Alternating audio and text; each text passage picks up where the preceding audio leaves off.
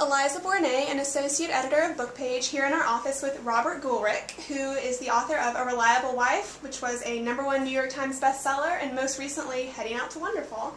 So first, Robert, could you tell me a little bit about your success with A Reliable Wife, and when you knew that, maybe when you found out that this book had become a #1 New York Times bestseller, and some of your interactions with readers, some highlights. In the aftermath. Well, nobody was more surprised than I was. I was stunned by the success of Reliable Wife. You write a novel with every hope that people will read it, but you never imagine that it's going to be a #1 New York Times bestseller.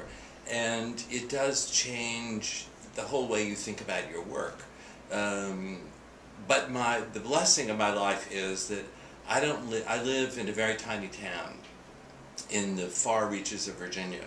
So I'm very far from the kind of literary world and the Publishers Weekly and the kind of, literary cocktail party scene. So it really had very little impact on my life practically. And my friends in the town where I live are so completely blasé about it. They think it's great, but they don't think I'm like some sort of superhero for being on the New York Times bestseller list. But it does raise the bar for your second novel. Mm-hmm. You have every hope that you will write a better book than the book you've written before. And there's a certain pressure that comes because you know who your readers are. You know that there are readers waiting for you. Mm-hmm. Whereas when you write your first novel, you're writing it for nobody, because the chances of having a first novel published in this country are just, they're greater than the chances of walking to the moon. So I would consider myself enormously lucky to have a book published at all.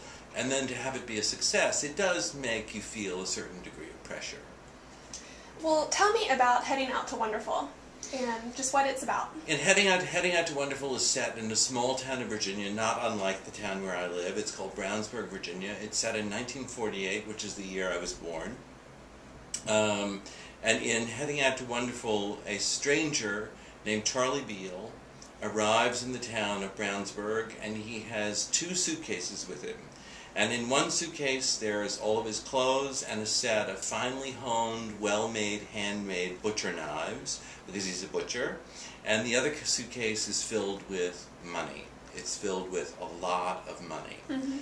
And he then proceeds to move into the town, find work as a butcher, and become very involved with the family of the butcher that he works for. And in particular, the butcher's son, Sam, who is 5 years old. And he also falls in love with the beautiful 19-year-old wife of the richest man in town, who is a 55-year-old man named Bodie Glass. The fattest man in town. The richest and fattest man in town. And the book is about the consequences of their disastrous love affair.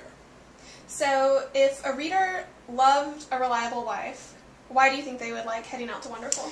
Reliable Wife was a novel about bad people who happen to have good things happen to them. Heading Out to Wonderful is a novel about very good people who happen to have bad things happen to them. So it's a kind of mirror image of Reliable Wife. And I think the sense of the intensity of the language and the love of place are similar in both novels. This novel is very much, Reliable Wife was a kind of northern winter novel. This is a southern summer novel. And it's very much a love letter to Virginia, where I grew up. Okay, well, thanks so much for talking to me and to BookPage readers, and they can pick up Heading Out to Wonderful in June and read about it more in the June issue of BookPage. Thanks so much.